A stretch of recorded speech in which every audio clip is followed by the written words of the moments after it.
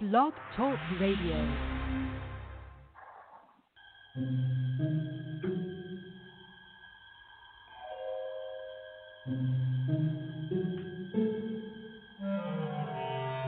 Archangels, ghosts, and Bigfoot, oh my.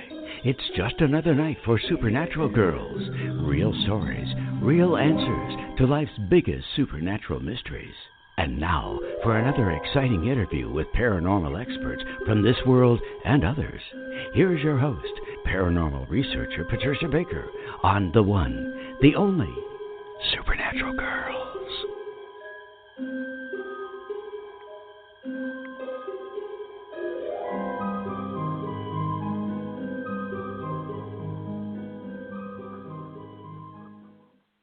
Welcome, everyone, to another exciting episode of Supernatural Girls Radio.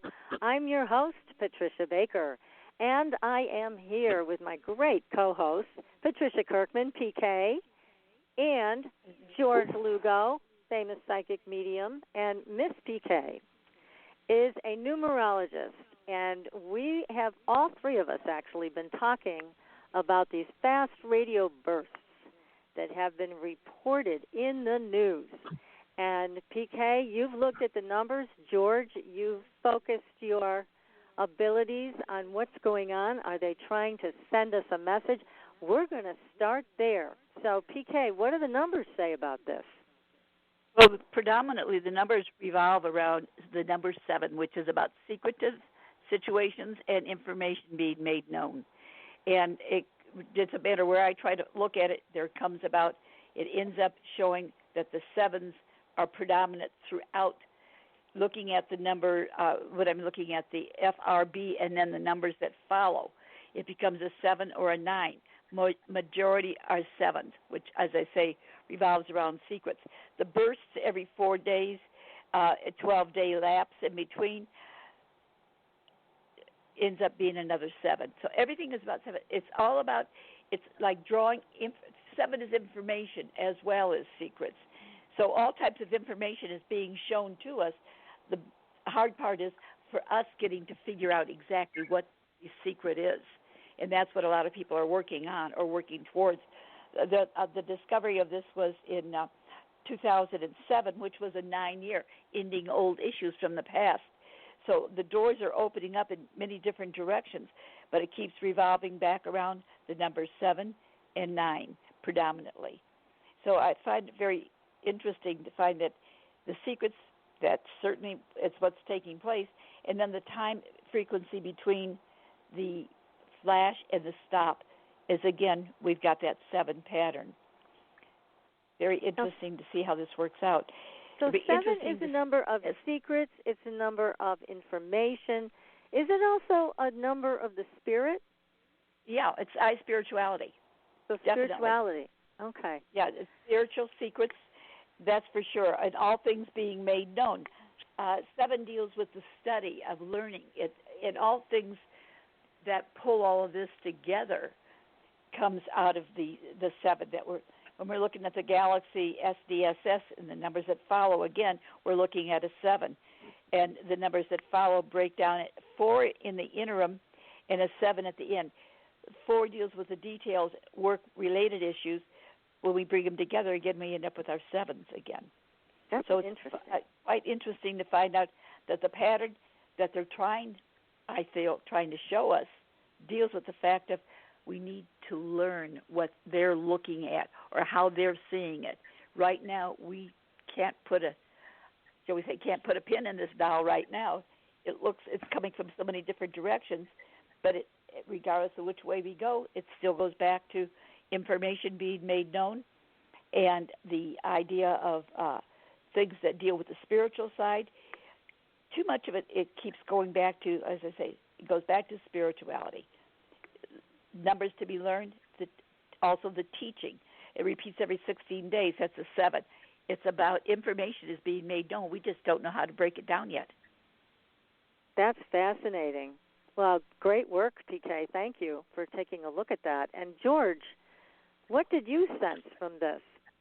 Yeah, I sense that it's a language that we're going to learn. In fact, we already are learning it.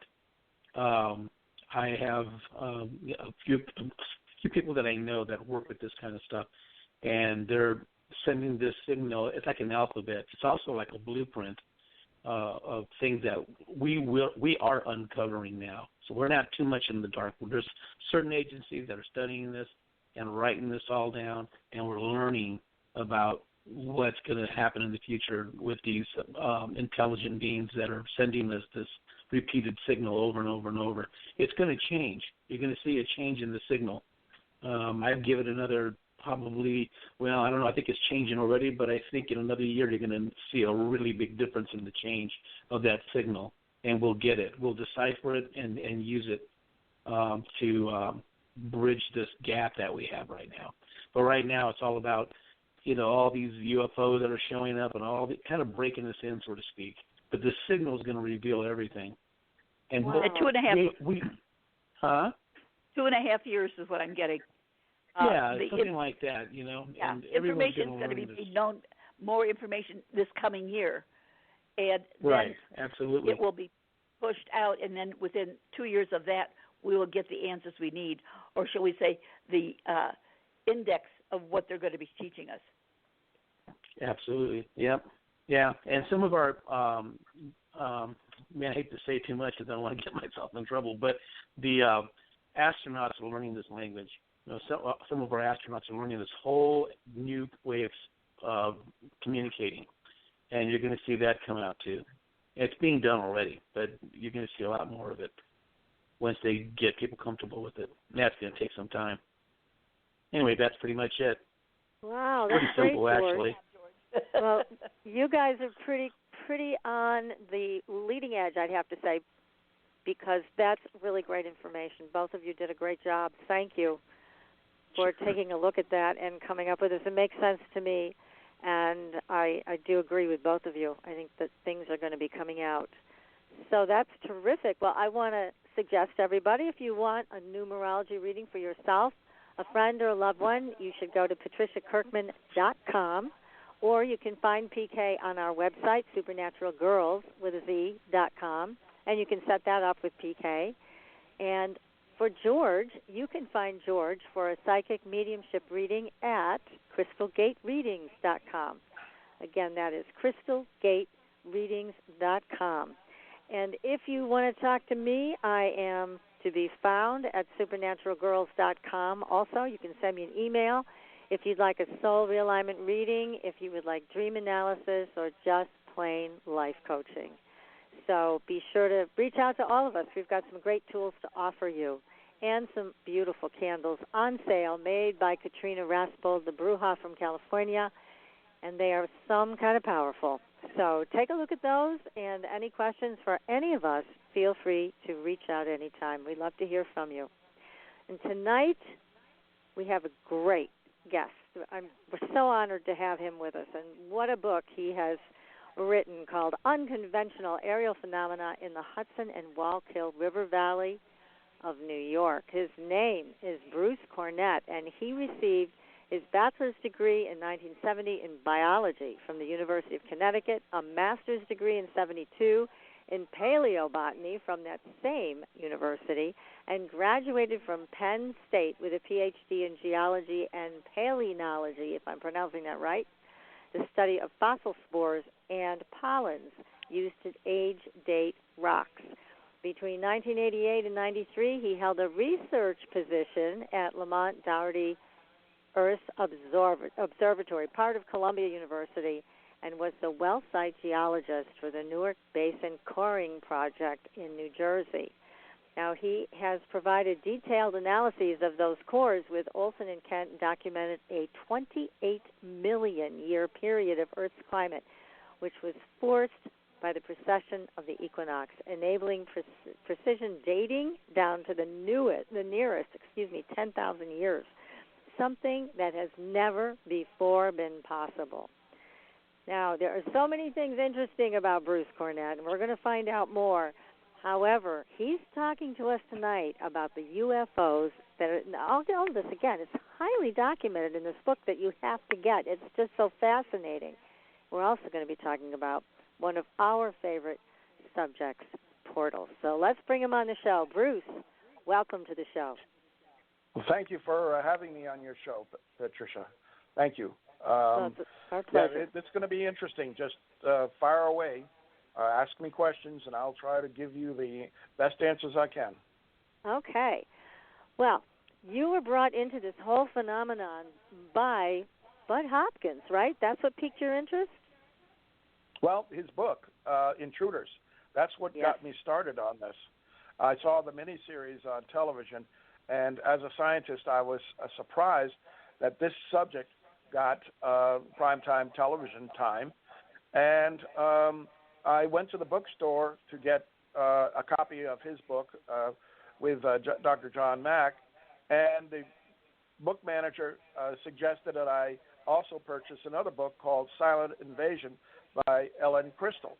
And I purchased that book not knowing why he had suggested I purchase it, but as I started to read it, I was really shocked to find out that it was about the area I lived in and all of the sightings that Ellen had around Middletown, New York, near Pine Bush, New York. And I realized that now I had an opportunity to contact her and ask her to take me out into the field, which she did. And on the very first night, she took me out with several other sky watchers. I saw things that I could not explain, Pat. This was just extraordinary stuff of these craft coming out of the ground, going into the ground, flying around us, flying over us, and yet this was not anywhere near a major airport. And so why is not the government more interested in this? You know, I mean, they are clearly violating our airspace and doing things that are totally unconventional. I mean, they're not conventional aircraft, fixed-wing aircraft. They can stop and hover and do right-angle turns and do a lot of things. And Ellen talks about how when she got involved in this field, this area, the craft would start following her around. And when I went out with her, they would come to us and start putting on performances. And because we were using cameras to document this and video cameras and SLRs, they would create these sky glyphs in the night sky. And with a series of time exposures, I was able to document what the type of shapes and symbols that they were creating for us and putting them on my photographic canvas. Why is this important? Because nobody else has had this type of contact happen, where you go out into the field and they come to you and they put on performances, and we captured a tremendous amount of data. I spent 11 years working on this. One of the things that Ellen said in her book is that she felt that there was an underground alien base. And I was seeing these craft diving down into the trees, into farm fields and things like that, and disappearing. And they were clearly not landing on any landing strip. And then they would also come out of the ground as well. And I was working at Lamont-Doherty Earth Observatory at the time, and I had access to a proton magnetometer, a Precession proton magnetometer, which is used by geologists to determine the Earth's magnetic field in any given area. And I figured that if there was anomalous signals or electromagnetic activity going on below ground, that my magnetometer would detect it, and it did. I did a 24-square-mile magnetic survey with 1,800 stations. It took me 3 years to complete, and the results were just mind-blowing. All sorts of activity, especially around the center of what I call the hot spot, because that's where I documented time and time again these craft coming out of the ground and going into the ground. And when I went over it with my magnetometer, the electromagnetic spectrum just went crazy. And so that there was something below ground that was very hot. in the electromagnetic spectrum, indicating that it's artificial. And right. But so why weren't the military interested in this? It turns out that they are extremely interested in this, and they've let me just go almost carte blanche anywhere in the area, and even the police would not stop me to cutting across people's property and taking measurements. And I realized that they wanted this information, and I was the only person that could capture this information. If they sent any government employees in there, they would probably have been stopped by somebody. And the magnetic survey I did showed a very close correlation between where the craft were coming out of the ground and disappearing into the ground with granitic masses just below the ground that showed up on the magnetic map. And these represented islands that existed over 400 million years ago in a shallow sea in the area. And all these islands are surrounded by black shale and black siltstone. And what is interesting is I found on several of them signals coming out of the ground and being fired into space. And on one in particular, wow. I mapped it very carefully. And this was underneath a Jewish cemetery along Route 52. And I found these magnetic beams coming out of the ground that would be detectable every time the constellation Bootes was overhead. And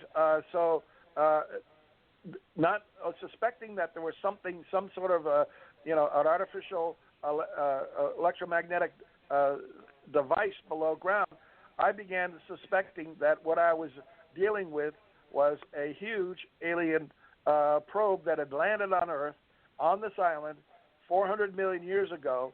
Then the island sank, the sea came in and covered it over with mud and more rock on top, and recently the area has been uplifted geologically recently, and when the History Channel came in and did a survey of this area with a ground-penetrating radar, we actually cut across a corner of it, and you could see a huge triangular craft that goes down more than 20 feet, below, and it's 9 feet below the surface, and it is sending signals out into space, and it's still active.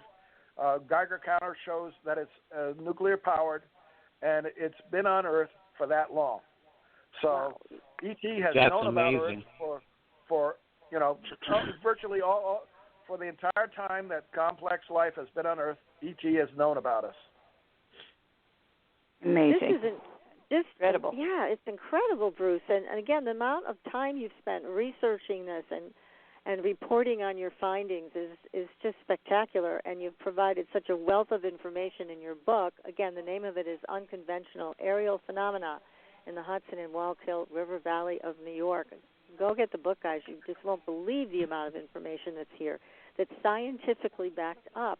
So, Bruce, here you are. You're now involved full-blown with the UFO stuff, and you're able to document these incredible anomalies.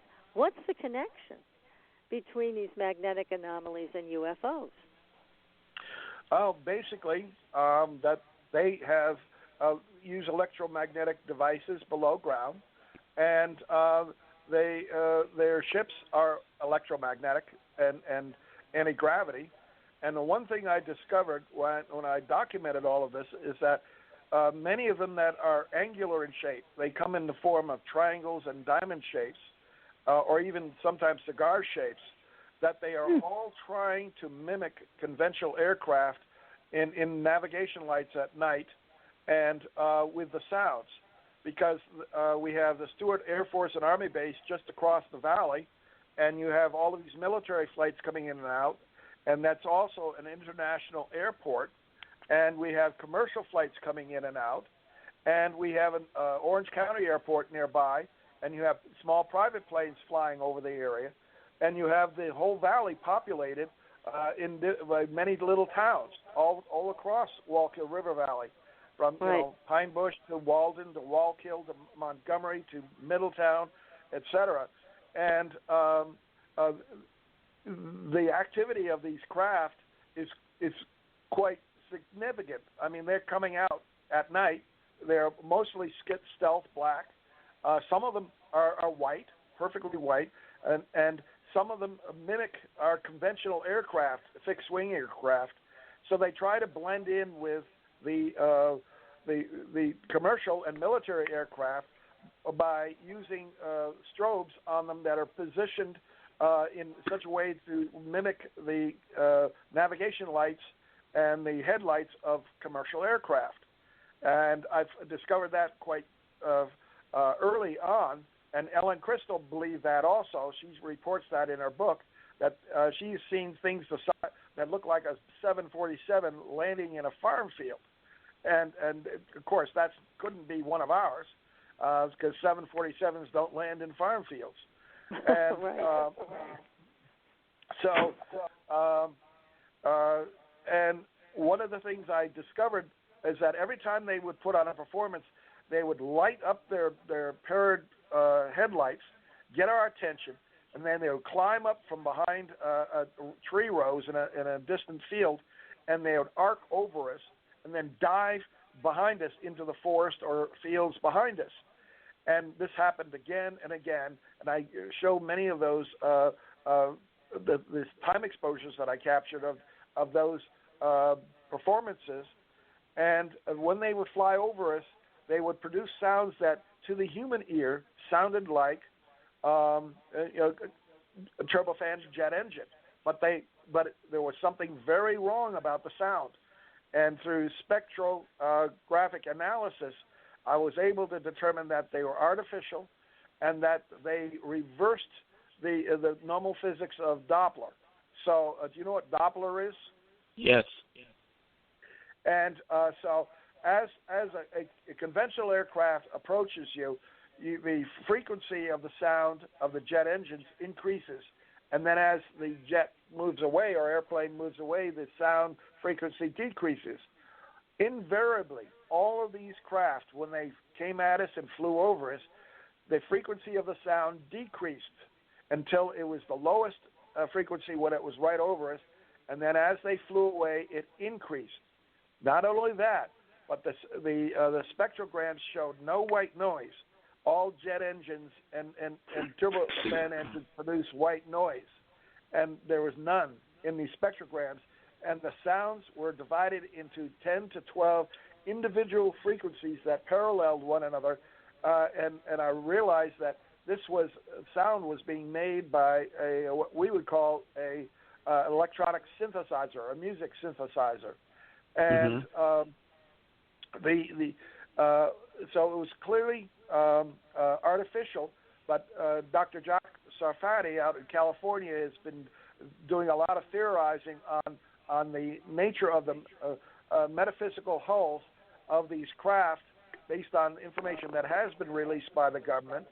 And it turns out that in a gravity field, the Doppler effect is reversed. It's reverse Doppler. And what I've captured on my audio records is the smoking gun for anti-gravity craft. In other words, you can distinguish if these craft produce sound, you can distinguish the sound from that of a normal Doppler and recognize that this is not one of ours. My God, no wonder they let you continue your research, because you really know what you're talking about. So you must have contributed a lot, knowingly or unknowingly, to the military's interest in this. Right. I had hundreds of websites I've published in 3 different servers in 2 different countries. And you can go find them just by linking on to one of my websites, and I'll link other websites. And in fact, the book I wrote has links all the way through it. And there is at the end of chapter 1, I put a link for Appendix 1. And if you go to that website, you will get a sequential chronological list of all the sightings, numbered, dated, with explanation of what was seen and who witnessed it, and then the photographs that were taken. And so I have over 137 close encounters accumulated or recorded over that 11-year period.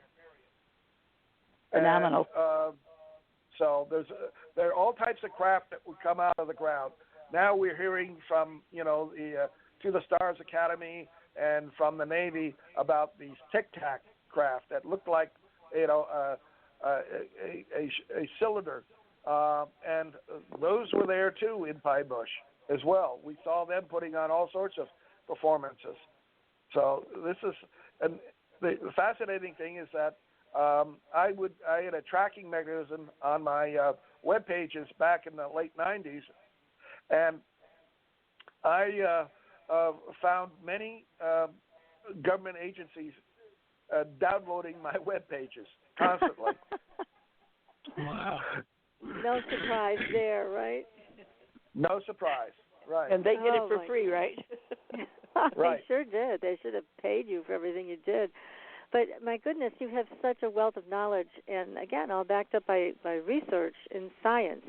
And I think you're one of the very few people we've had on the show that has this level of expertise and has been able to produce this level of research. It's quite remarkable what you've done, Bruce. Very thorough. Well, thank you, Pat.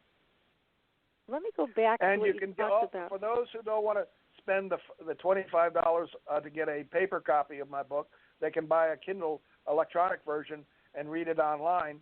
And I think you can download them onto your computer and read them there. And the Kindle version is all the pictures are in color. The disadvantage with the paper copy is that all the pictures are in black and white. So, and if you go to the Appendix 1 online, all the pictures are in color, except for those that were taken in black and white. So that's phenomenal. Yeah, it's an bonus. enormous amount of information. But let me go back to what you were talking about with the rock, because you mentioned in the book granite, and you also mentioned Precambrian rock. And yes, we've heard a lot about granite boulder fields where people go missing and they're never seen again. Now, it seems like there's a connection here. What can you tell us about granite and the Precambrian rock you mentioned in the book? Well, one of the things that about granite is that it is interlocking crystals of different types that is very hard. Granite, in fact, it's what the Egyptians made many of their monuments out of, because it is so resistant to erosion and very durable. And in the Wallkill River Valley, these granite masses that were islands 400 million years ago, they would provide a material in which they could have cavities, create cavities for their underground bases. Now, the black shale that surrounds these islands is very weak and unstable, and you couldn't build an underground base in those black shales because of the potential for collapse and cave-ins. But in the granite, you could get this very solid material where you could have an underground base. Now, that's the first thing that comes to mind as a geologist. But I've also heard that there's this tendency for portals to open up in the granite masses. And one could easily connect the dots, say, well, why is the portal there? It's because it is opening into something that's in that granite, right? An opening or a place inside the granite. And one of the things that Ellen Crystal describes in her book is that she was in a field at one time, and suddenly this huge opening occurred, a portal occurred right in front of her in the ground, where the ground opened up, and she felt hot air coming out from below ground. And she went over to it and was looking at it, and suddenly it closed. When whoever had opened that portal realized that she was standing there and watching them.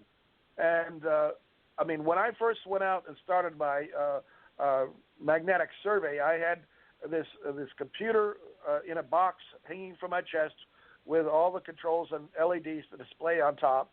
And then a cable came from that box to a what looked like a coffee can, where the sensor was for determining the magnetic field, and that was on the end of a long pole. Now you can just sort of imagine me walking along streets with this long pole and with these coffee cans sticking on either end, and as people drove by, they would slow down and they'd look at me and wonder, what in the world is he doing? Well, yeah. Well, I was not. They were not the only ones who noticed me there. I found out quite early when I started my research. When I went out in with Pat, my late ex-wife, she went with me, and we walked up and down Route 52 near the Jewish cemetery, where this underground alien probe is positioned. And everywhere I walked and took readings, I would pace off 10 paces and then take a reading, another 10 paces and take a reading, and I would mark this on a map as I was going along, and I'll record the readings that I would have. Every reading showed these enormous 10 to 12,000 gamma spikes, electromagnetic spikes. And it was quite clear that I could not take any reliable measurements. I thought the instrument was malfunctioning. I took it back to the lab, had them check it out. They said it works fine. So a couple days later, I went back out in the field to see if those spikes were still occurring. And the only place they were occurring was right where those magnetic beams were coming out of this entombed alien probe. Everywhere else, I was getting normal readings. So at that point, I started my magnetic survey. It wasn't long, only a day later, that I was taking measurements along Albany Post Road, and there's a large field in front of me, and this is out in the middle of country, all right, farm country, and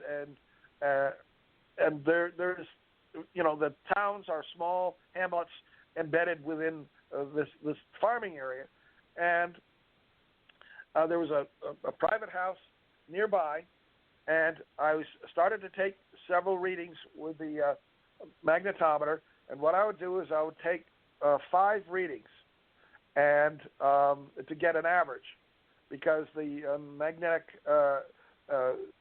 readings always vary just a little bit. And after taking the third reading I took, I got a negative, I think it was something like 60 gamma negative anomaly. And whereas all the others were typically normal, as I had been getting everywhere else. And then I went to take another reading, the fourth reading, and as I pushed the button to take the reading, there was this crack, like a sound of a rifle going off, and I felt the sting in my chest, and I saw my shirt go in and out where something hit me, and I didn't see any blood. I didn't feel any pain after that sting that hit me. I took that measurement, and it was something like 800 gammas below normal. And I said, whoa, what the heck is this? So then I took another reading to see if I got the same. No, it dropped down to negative 100 gammas. I took another one. It went back to like 10 gammas below normal. Then it went back to normal. So I took a whole series of measurements, and I got this. I had pushed the button exactly when that shot went off. And so I had proof that I was shot by a magnetic rail gun type of device. That I realized that somebody had hit me, and I put my equipment back in my truck, went home, and took off my shirt, and there was this bruise on the lower left of my chest, right opposite my left kidney, and it was indented and it had a red dot at the center. And I took a picture of it, and that's in the book. And I didn't feel anything after that. In other words, I just saw the bruise gradually healed, and 10 days later I started passing blood. Oh. Well, I called my doctor, and he said, "Come on in right now." And I went in, and he took a urine sample, and he said, "You have a very bad kidney infection." And he gave me some powerful antibiotics. That cured the infection. But it was clear that something had penetrated my body and ended up damaging my left kidney. And when I came home from the doctor's that night, I was met at the Harriman interchange and exit in a toll booth. I was met by a craft that was hovering over the toll booth. And all you could see was a white light and a red light behind it. And when I went through the toll and onto Route 17 back going west to Middletown where I lived, the craft came right over my truck and paced me all the way home. And as we passed Orange County Airport, I was watching this thing. I would speed up to try to get closer to it because it's right off to the side of the highway, and it would speed up, and I would slow down, way down to like 30 miles an hour, and it would slow down. And so I realized it was not going to allow me to get close enough to see what it looked like up close. And then we came to these air traffic, small private planes flying to and from Orange County Airport across the highway. It rose up above that air traffic, turned on lights that resembled those of the private planes, navigation lights, proceeded across them, and then turned back its lights to just a single white light and red light, and came down over the trees and paced me all the way home. And I ran in when I got home, got a camera, and took a picture of it. And I think that picture is in my book as well, showing it this hovering in the sky. But it was clear that they whoever was following me or pacing me knew I had been shot and knew I'd gone to the doctors, and they're apparently concerned about me, you know. And so after that, whenever I went out into the field, the ships would come to me and follow me around. And no kidding. So in some cases they followed me, paced me along the highways for more than 70 miles, and that became a normal type of activity. You know, anywhere I was driving in New Jersey, New York, at that time, and getting all of this, attention by these craft, and so I continued my research. Continue to go out in the field, continue to take pictures of their performances, and that's what resulted in my book. So how's your health now? How's your health? You're very brave. I mean, I don't know many people that after being shot with a ray gun would go back. So applause, much applause. Definitely. Yeah. Woo. But has it changed your overall health? Well, no. Actually, my health was pretty good during that period of time. Okay. In fact, what was really strange is I felt that I was growing. So I would measure my height against a door frame, and my height actually grew by about 2 inches during that period of time. Wow. That's a lot. Did it stay at that additional height? No, then it shrunk back with age. Huh. Yeah. Well, I'm curious about. I wonder what the purpose is, because something else we've seen in the past, the kidneys being attacked. I wonder what the issue is with the kidneys. I think it wasn't intentional to hit my kidney. Okay. It just happened to be where the kidney was in the landed, way. huh? Right, where the tracking device landed. Uh-huh. And but ever since I went west of the Mississippi River for that job with National Institute for Discovery Science, I stopped having sightings. And it's only been in this last year that I've started to have sightings again. I had 2 sightings here in El Paso. So, and this is consistent with all of the activity around the world that is increasing. But for a period of, let's see, from 2003 until 2019, that's a 16-year period, I didn't see any sightings. Now, is that what you were working for Robert Bigelow? Yeah, that was at NIDS. I only spent 4 months there before he shut the place down. And he hired me, brought me all the way out there, and then decided, no, I don't want to continue with this, and he shuts it down. Oh, wow. And if it hadn't been for me meeting the woman that is the woman of my life right now, Sharon, she saved me, because when Bigelow let me go, she said, well, why don't you come live with me in El Paso? And I did, and that's how I got down here to El Paso. Uh-huh. That was graceful. Well, did you get a chance to see what? Part, right? Yeah. Did you Pardon? get a chance to see what Bigelow had? Because I hear he has all kinds of alien artifacts in his building. No, yeah, they didn't show me very much during that 4 years. In fact, most of those alien artifacts he's acquired since then. Oh. And yeah, and the rumors that he sold the ranch. Yes, he did sell Skinwalker Ranch, but then he kept on providing security for the new owners of the ranch, and two of them, by the name of Chris, they spent 6 years at the ranch monitoring all of the paranormal activity. And what is really bizarre is that you know Erica Lukes, don't you? No. No, she's of UFO Classified of K-Core Radio out of Las Vegas, and she is fascinated by Skinwalker Ranch to the extent that when she heard about somebody introduced her to Chris Max. He was one of the guys that spent 6 years there at the ranch documenting all of the Skinwalker, etc. They fell in love, and now she married him. Oh, no kidding. So, this is a small family. I guess.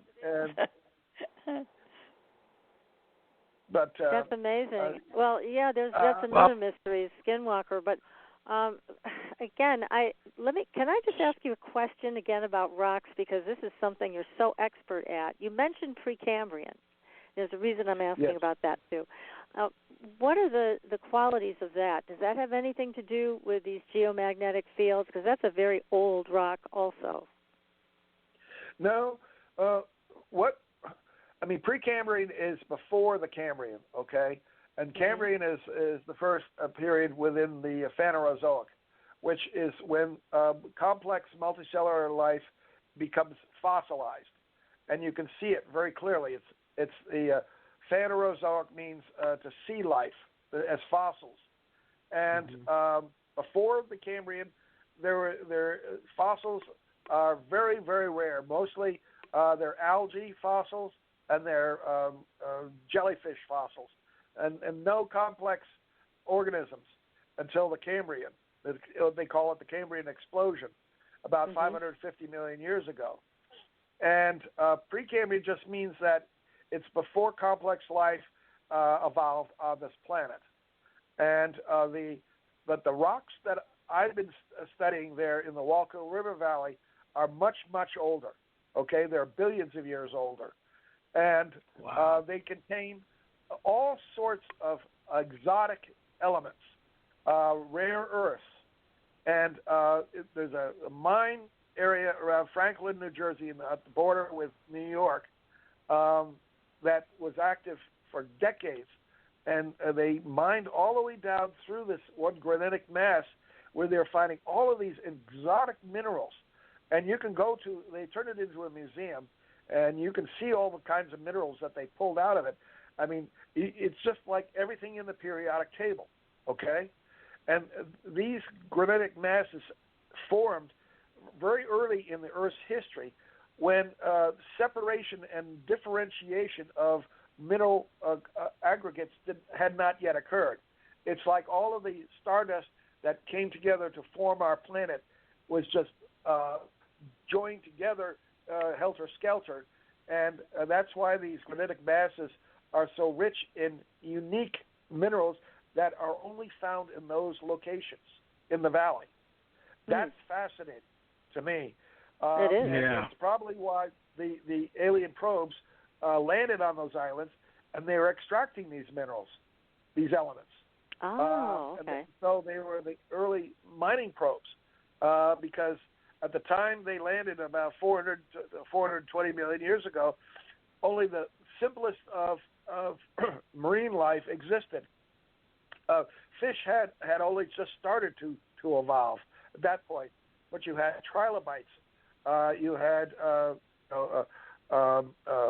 cephalopod type of shells, and preserved in the rocks of that time period, and but nothing much more complex. You didn't have any plants. You might have had some early seaweed types of plants, but you didn't have any really complex life till about 10 million years later, when things really started taking off in the Phanerozoic and the Paleozoic. So we have a lot of stuff there in happening at that particular time in Earth's history from a mineral standpoint. And you can go and you can look at the black shales that would contain organic material. And what is fascinating is that those black shales in the valley are mostly radioactive. And people don't realize this. And fortunately, because of weathering, when those shales are exposed, they weather and the radioactive elements are washed away.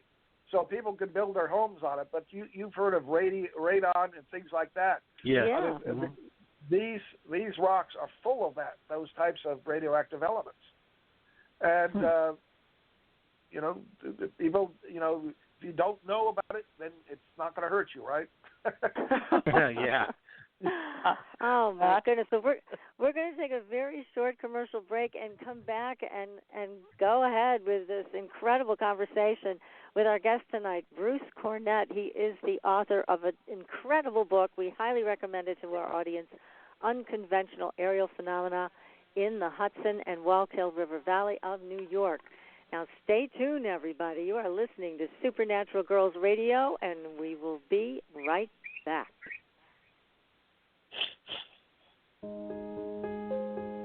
Pure essential oils, specialized minerals, and a revolutionary anti-aging technology.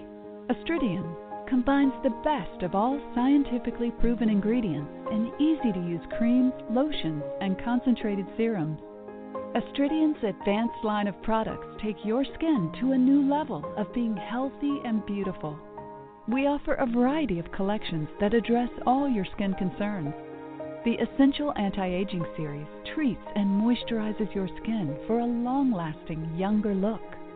The Multivitamin Series promotes healthy skin with high-quality vitamins and minerals.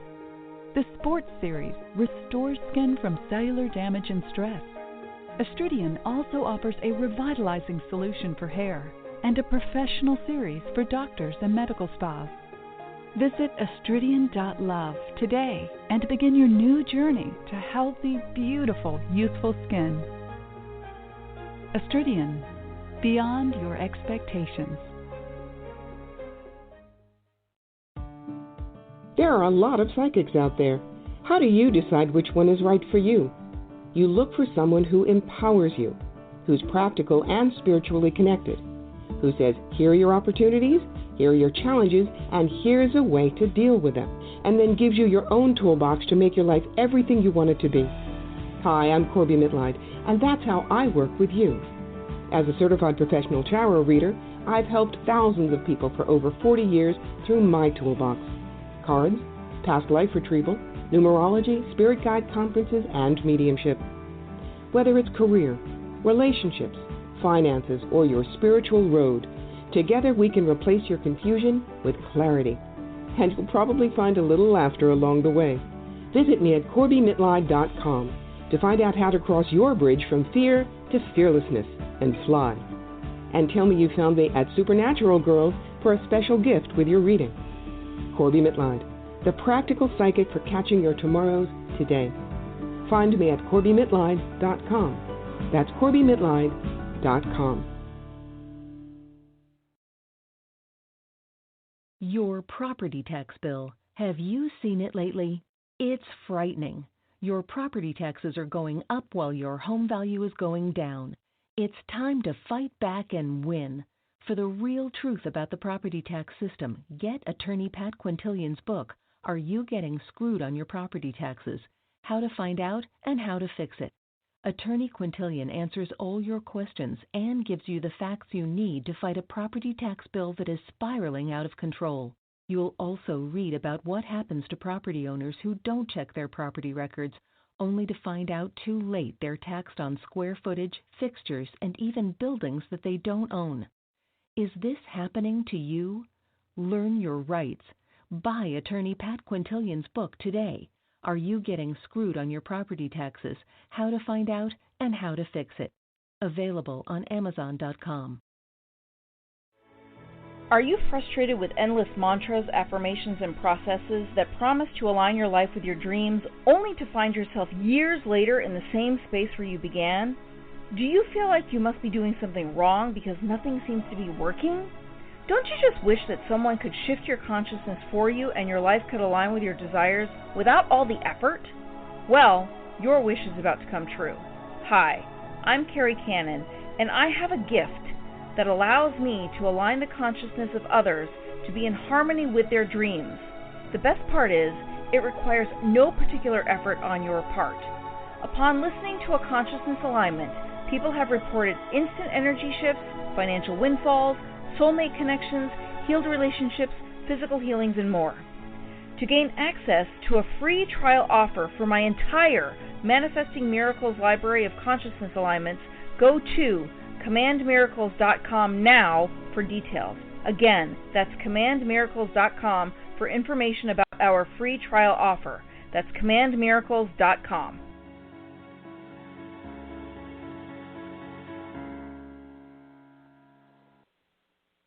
Welcome back, everyone, to Supernatural Girls Radio. I'm your host, Patricia Baker, and I'm here with my co-host, PK, Patricia Kirkman, and George Lugo, and our incredible guest tonight. We're enjoying this so much, and we're learning a lot from Dr. Bruce Cornet with his new book, Unconventional Aerial Phenomena in the Hudson and Wallkill River Valley of New York. Oh, my goodness, Bruce, we could just talk to you all night. You have so much to offer to this whole subject. Public would like to hear this, more about this information, and see many of the movies and videos.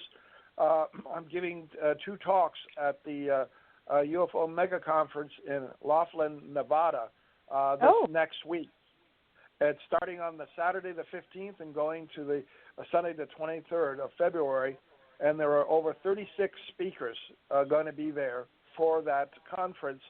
And I'm going to be giving a talk on the unconventional aerial phenomena on Monday, the 17th of February, in the afternoon. And then on Thursday, the 20th of February, I'm going to be talking about my personal contact with the spiritual and ET group that has been responsible for much of what has happened to me in my life. Oh, wonderful. Terrific. Yeah, that is great. Now, do you have a website where people can visit you and look at where you're going to be next? No, I don't have one of those yet. That's a pretty good idea. I mean, something that I probably should have said, because I'm only now just getting into the area of speaking. And I can send you a link to the conference, and you can put it on your website. Yeah, we'll be happy to. Probably the best place is on our Facebook page, because that's where we have so many people that are following us. So we'd be happy to. And thank you. That's great. Yes, that's great. Let's talk about portals a little bit, because you have experience with that as well, and you're certainly well informed on the geomagnetic anomalies that are also connected to the portals. What's going on there? We've heard a lot of stories, Bruce, about portals, and some people who've gone into the forest, and all of a sudden the forest goes dead quiet. They know that something is about to happen that's supernatural, and they also talk about that the magnetic field just seems to collapse at that time. So what do you know about all of these things? Well, interestingly enough, when I was at NIDS, Dr. Colin Kelleher talked about portals quite a bit, that various pieces of information about them, especially at Skinwalker Ranch. And then Sharon, she is a Bigfoot expert, and she has studied the presence of Bigfoot here in El Paso area in the desert apes, she calls them. And I've heard many a story of people seeing Bigfoot just come out of nowhere and then walk for a distance and then disappear, go into another portal. And we've gone up recently to the Apache Mescalero Reservation. We have friends there that tell us about all of the paranormal and Bigfoot activity that occurs in that reservation, and there's quite a bit. And portals are a major component of it. So one has to wonder just how interdimensional these creatures are that come through. Back in the late 90s, I became associated with several people who were studying the Wanaki or Wanakiew portal that exists below the dam there in New Jersey. And Brian Williams had a special technique that he was very psychic and could sense when something was coming through the portal.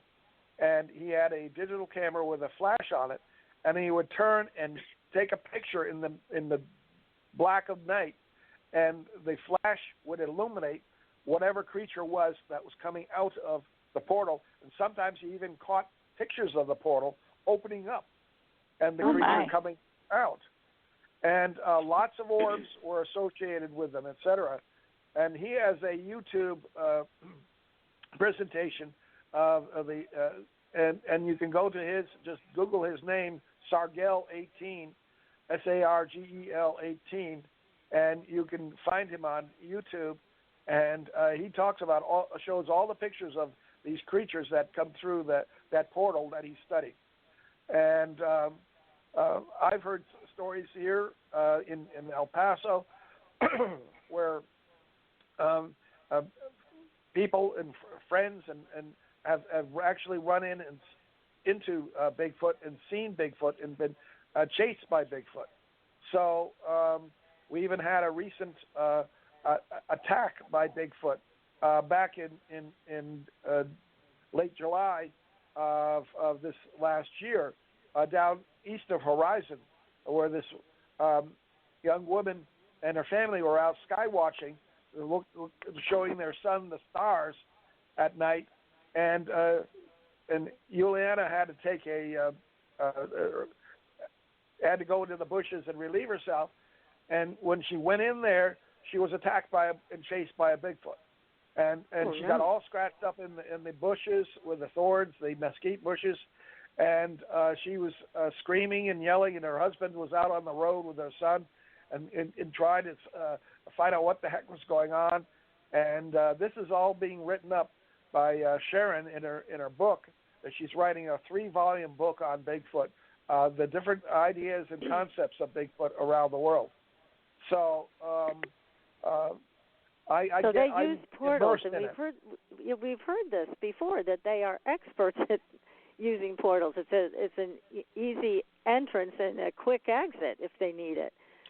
And also, we've heard from some people that say, oh, they're just loving and friendly, and then we've heard, no, that's not the case, like the story you just told, where somebody was chased.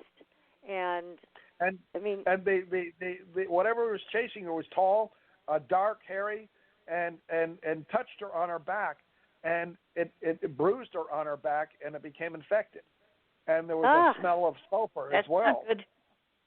And she saw the creature. It may be the same creature or another creature come up out of the ground through a portal in the ground. So this was the moon was bright, so she could see enough to see the stuff happening.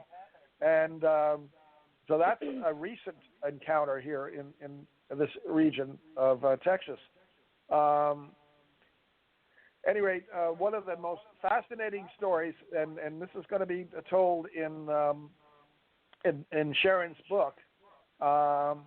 It's about a guy by the name of Larry, and I first heard the story when we were at the Mescalero Apache Reservation, interviewing people about stories. This one researcher, he said he was on a mountain ridge walking along, and all of a sudden everything became quiet, just like you said. Mm-hmm. He continued to walk, and everything started to become dark, really dark. And it wasn't nighttime. He continued to take, it only took 3 steps before he was in another world. And he said it was nighttime in this world. It was a jungle with all types of large plants around him. And as soon as he had passed through this portal, a hand came down and touched him on his right shoulder, and he could see that it had fingernails, etc. on it. It was hairy, and he heard a voice. It was interesting because it was whatever this creature was. It spoke to him in English and said, "Gotcha." Oh my! At that point, he was frightened and immediately backed up.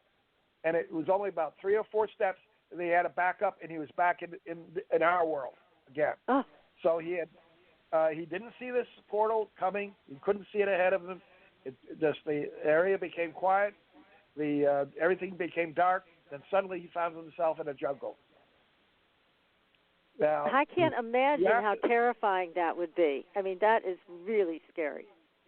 Yeah, that is incredibly scary. And there are a lot of people who go missing around the world, in the country. Yes, there are. You have to wonder, have they become the food of creatures on the other side? I think that's a valid question, and there are certainly some young children that have gone missing, and they were out either picking huckleberries with their family, and all of a sudden they're just gone, or they are playing games with other kids like hide and seek, and all of a sudden, all the kids come back but one. And yeah, you have to wonder. I mean, again, all these people saying Bigfoot's so gentle and kind. Well, maybe not. Maybe there are some that do use us as part of their food chain. Well, I've always wondered why there is never a connecting of the dots between cattle mutilations and ET drinking blood. Ooh, that's an interesting one. Yeah, and there are people, abductees, who have come back and said, yeah, there are vats of blood aboard the ships, and the ETs tell them that that's their food. Oh, wow. So and there have been desanguinated humans found mutilated too. So yes, one has to be aware of things, crazy things like this that may be going on, but we have no control yet over them. And of course, our government doesn't want to try to explain something that they can't. Yeah, they don't understand it themselves. Right. And they would rather have us stay dumb and ignorant than to become totally frightened by, monster and spook stories. Yes. Wow. Gosh, well, this is going to keep me up at night. I was just thinking the same thing. I was going to take out the garbage. Forget it now. So I know, really. Might be the garbage. Yeah. Oh my goodness me! This vampire aliens. That's quite the concept, and I don't doubt it. I really don't, because you're right. Nobody has drawn that connection, or not enough people have drawn the connection between cattle mutilations and that, because all the blood is taken out of the cattle bodies, right? Right. I find it interesting, like where you live in the desert there, you can see these Bigfoot, coming out of a portal and going back in right in front of you, instead of being in the woods where you can't see very well, and they kind of come and go.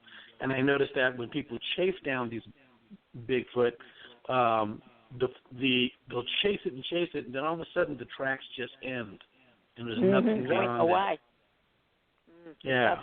So it's got to be a portal. Yeah. Yeah. So and the frightening part is that they have the capability of opening the portal and closing it. Yep. Mm-hmm. It's I don't think it's that they just have the sight to be able to see the portal. If it's there already, it's something that they can make happen. So it's like a targeted portal. Yes. That's even scarier. And that area in Pine Bush were on the 29th of April, 1993. And this is in my book. The sightings camera crew came out to do a story on Ellen Crystal and me and her friends at the Dogleg Bend in West Searsville Road. And Ellen and I had come out the night before, since this was all being arranged through her. She wanted to see what was going to happen, if there was any activity out there for the next night when the camera crew would be there. And we had all sorts of stuff that happened on the night before. I mean, really incredible stuff. And one of the things that did happen was they gave me on my photographic canvas a holographic image that the History Channel, they took it and made a show out of it called UFO Vortexes. And they said that this looks like a portal opening up and then closing as the craft light were climbing up into the sky.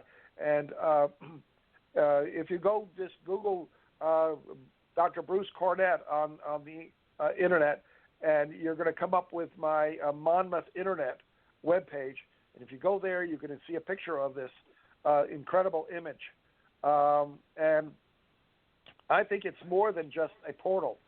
But on the next night, when the camera crew was there, we had 7 people there with multiple cameras running, professional photographers and videographers, and we had a performance of 6 craft come before the cameras and put on show.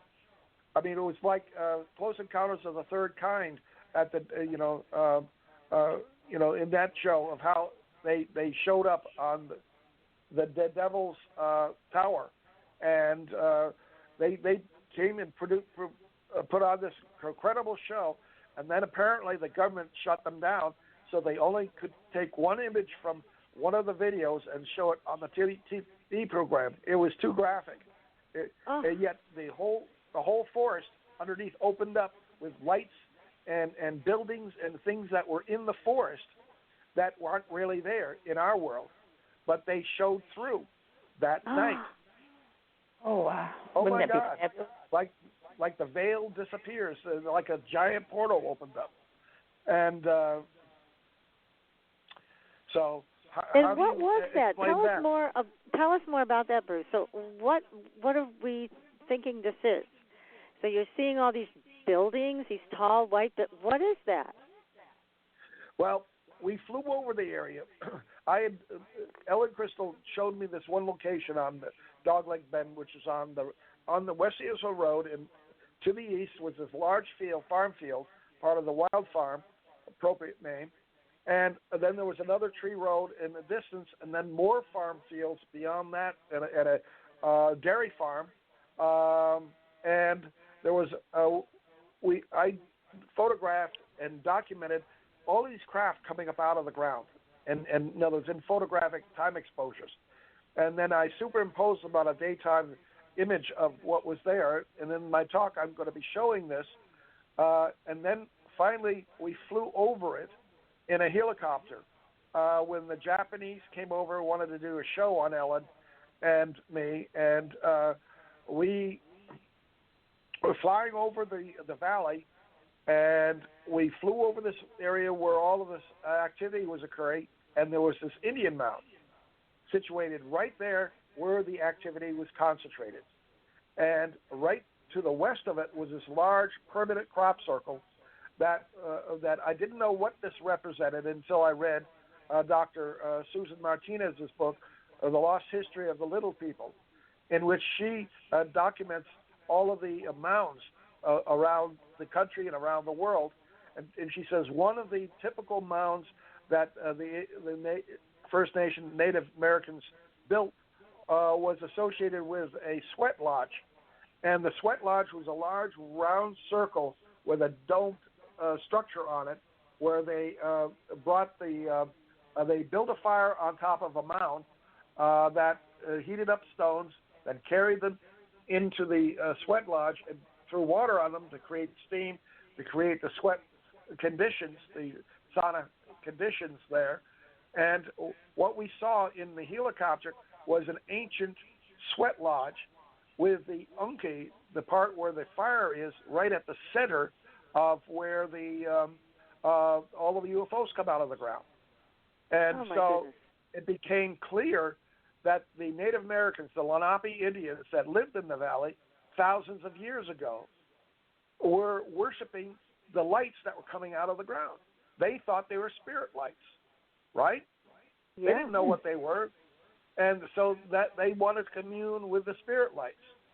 And amazingly, I took one picture from the Dogleg Bend of a golden light, plasma lights, moving over the top of the hotspot, and all of a sudden there was this flash coming up out of the mound, that Indian mound. And when I got the picture back, it was in the shape of a golden pyramid with light coming up through the middle. And pyramid means pyro-mid, fire in the middle. So they were telling me in no uncertain terms that this is the entrance to their underground base. This is where they lived and have lived for thousands of years. So we are the... Incredible.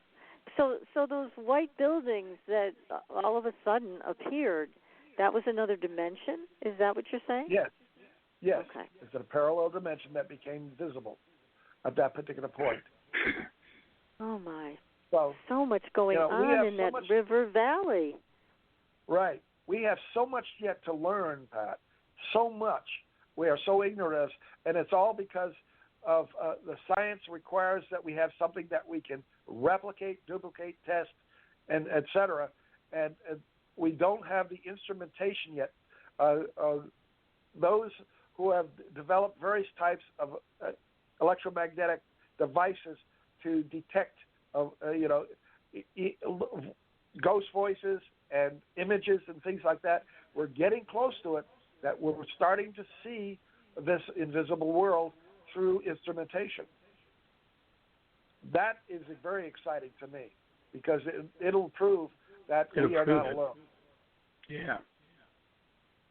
And one of the things I do want to bring up because of this discussion of a portal is my late wife, Bonnie.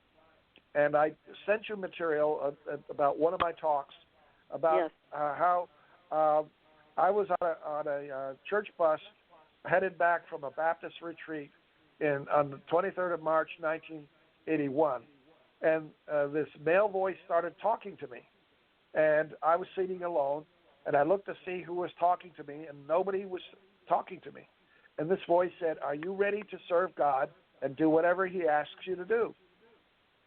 This is the first time I'd ever been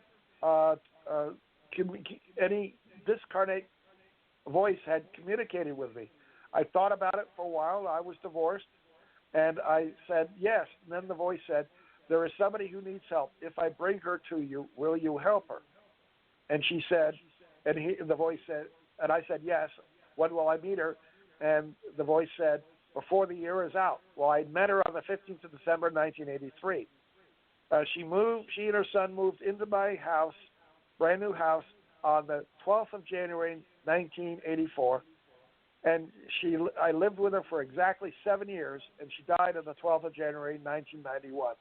Oh, nice. And then at her grave, my mother and I were at her grave, and she appeared in spirit over her grave.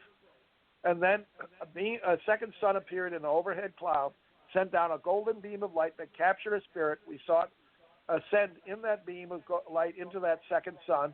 It was 8:30 in the morning. The true sun had barely cleared the trees to the east. And then the light in the cloud went out. It wasn't until much later when I had computer software that I could take images off that video and enhance them, that I found a huge circular domed white mothership embedded in that cloud. Oh my! And the spirit of my late wife came back to me. It came back to me and it communicated with me and told me who she was, and that she was actually had incarnated as Bonnie to fulfill biblical scripture. and that I had helped her fulfill that during the 7 years we were together. And there we get incredible. with PK's, numbers and the number 7 again. So, Here we go. 7. But she had told me right before she died, we watched the movie, all of us. And are you familiar with that movie with Richard Dreyfuss? Yes. And and about who died in a plane crash and came back to help his girlfriend get another boyfriend. Yeah, and well, she said that's really happens. And I didn't catch it at the time, but about the she died in January 1991, and then in October of 1991, I was picking up mail from the mailbox at the condos where I lived in Middletown, where we had lived together, and I was walking back to my condo on in broad daylight, in next to a parking lot and the buildings, and this male voice said, "Are you ready to meet the next woman in your life?" And I looked around, there was nobody around me. Again, I was being spoken to by a discarnate male voice. And I thought for a moment, and I realized what was going on, and I said, yes. Then this voice said, "Will you accept the woman we have in mind for you?" And it was "we have in mind for you." And I thought that was rather, but this time I didn't want another blind date. So I wanted to see what she looked like before I said yes. And standing there alone, suddenly this portal opens up right in front of me. I mean, it was about 3 to 4 feet in diameter with a brown ribbon of light, of quivering light. And I was staring into another dimension, parallel dimension. It was an all-white modern kitchen. Everything in the kitchen, the appliances, the floors, the ceilings, the tables, the chair, everything was white. And there was this woman dressed in black sitting at the table.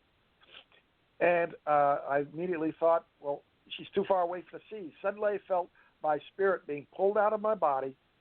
It passed through the portal, and I was hovering over her head. And as soon as I thought that I had seen enough, I felt my spirit being sucked back into my body, and I saw the portal close. Now, that was on a Friday night, evening. On Monday, I go back to work, and I'm walking down the hall to my office, and a colleague comes out of her office, Connie Sanchetta, and she sees me. She says, "Oh, Bruce, so glad I caught you. Can I ask you a personal question?" And I said, "Sure, Connie." She said, "Are you dating anybody?" And I said, "No." And she said, "Well, over the weekend I talked to an old college friend and realized we were bringing each other up to date on our lives. And I realized that the two of you have a lot in common. And can I be matchmaker? Can I bring you together?" To make a long story short, I met her, and she was the woman I saw sitting at that table in that kitchen. And when I told her my story, she said, "Well, that's interesting because on that same time you were being asked if you would accept the woman they have in mind for you. I was being asked the same thing. Oh, are you ready to accept will you accept the man we have in mind for you?" And I said yes. She said, so I ended up marrying Pat, and so we spent 14 years What is this, together. an ET matchmaking service? You know how many people would want this? Yes, we are perfectly suited for each other. That's amazing. Yep. What a beautiful story. Oh, my goodness. What an adventure and a half. It's just incredible. And, again, all of this information that you've so meticulously documented and shared can be found in your book. And, again, the name of it is Unconventional Aerial Phenomena in the Hudson and Wallkill River Valley of New York. Now, Bruce, let me ask you, were you ever able to identify which races of ETs were flying around the skies above those valleys? Yeah, I have a pretty good idea because on the 23rd of October, 1994, I was introduced to 2 children I didn't know I had. And this was in a projected hologram over my bed in the morning. When I got up to go to the bathroom, I was moving around my bed in the dark with only a digital clock as light guiding me around the bed. My wife, Pat, was sleeping underneath all of this when it was happening. And I stopped and saw all of this light flickering over the bed. And I began to concentrate on it, wondering where is this light coming from?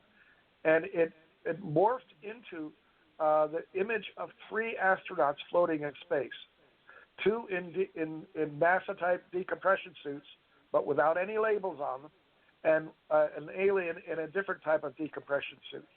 And I was told telepathically to study the 2 humans. One was a woman and one was a man, and the man had a beard on, and I felt that they were related to me. And when the vision was over, I woke my wife and told her what had happened, and she said I woke her in the middle of a dream of me meeting my children. And I said, well, they didn't tell me the names, and she said, in the dream, their names were Nora and Kyle. Turns out they were Bonnie and my children that were conceived and born before Bonnie and I ever met.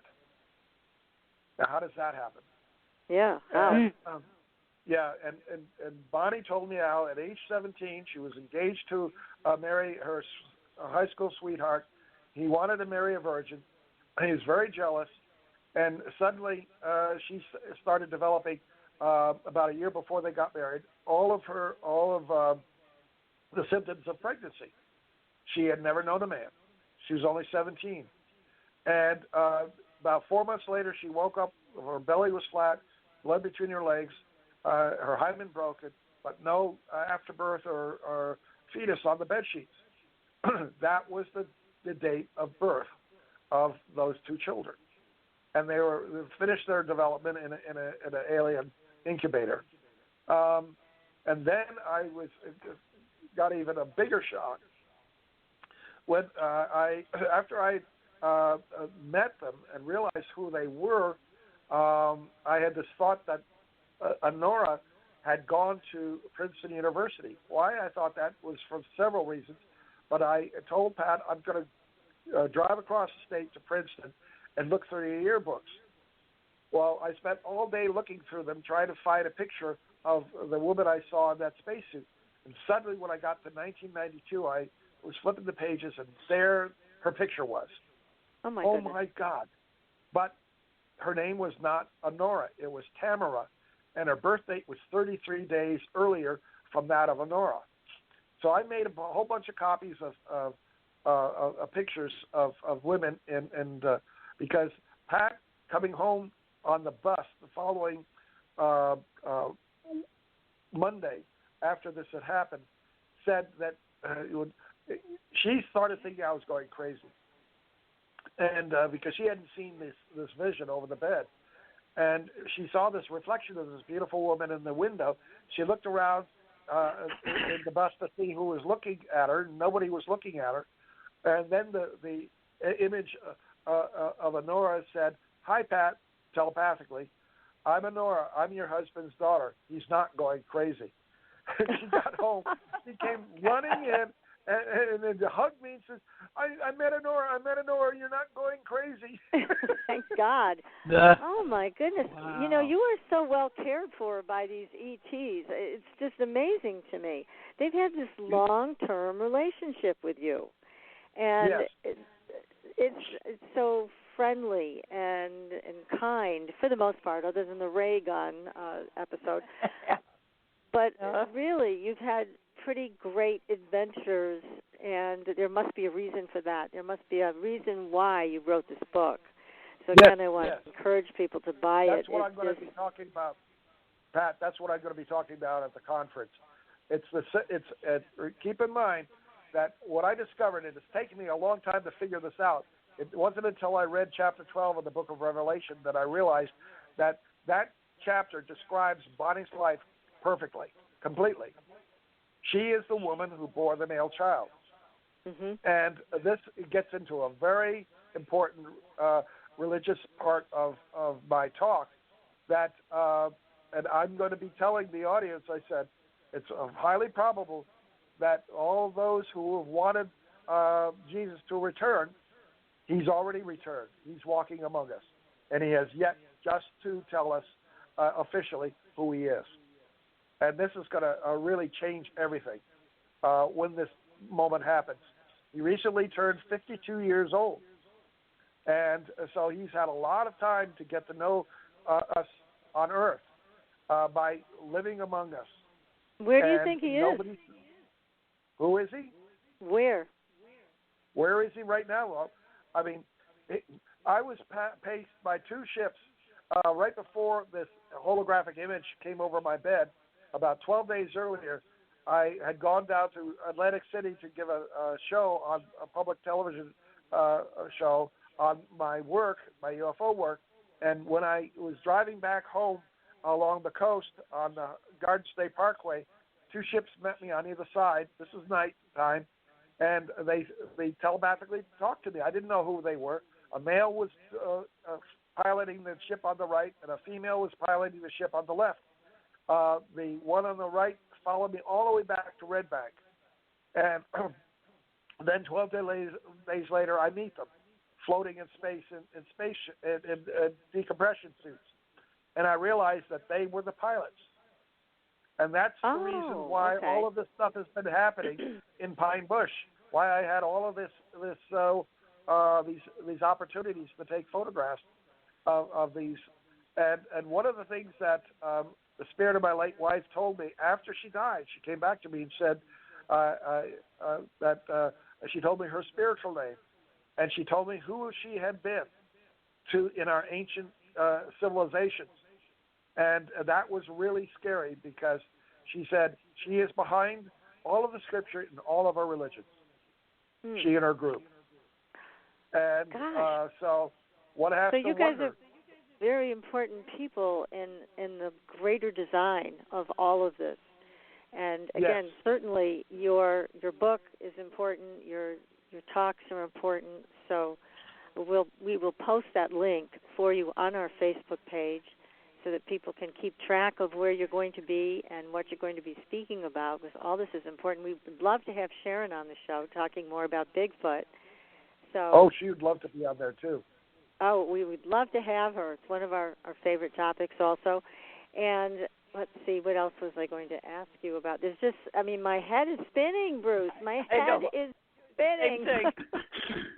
Well, we are really in close to the end of the Hebrew 6 days, the 6,000 years.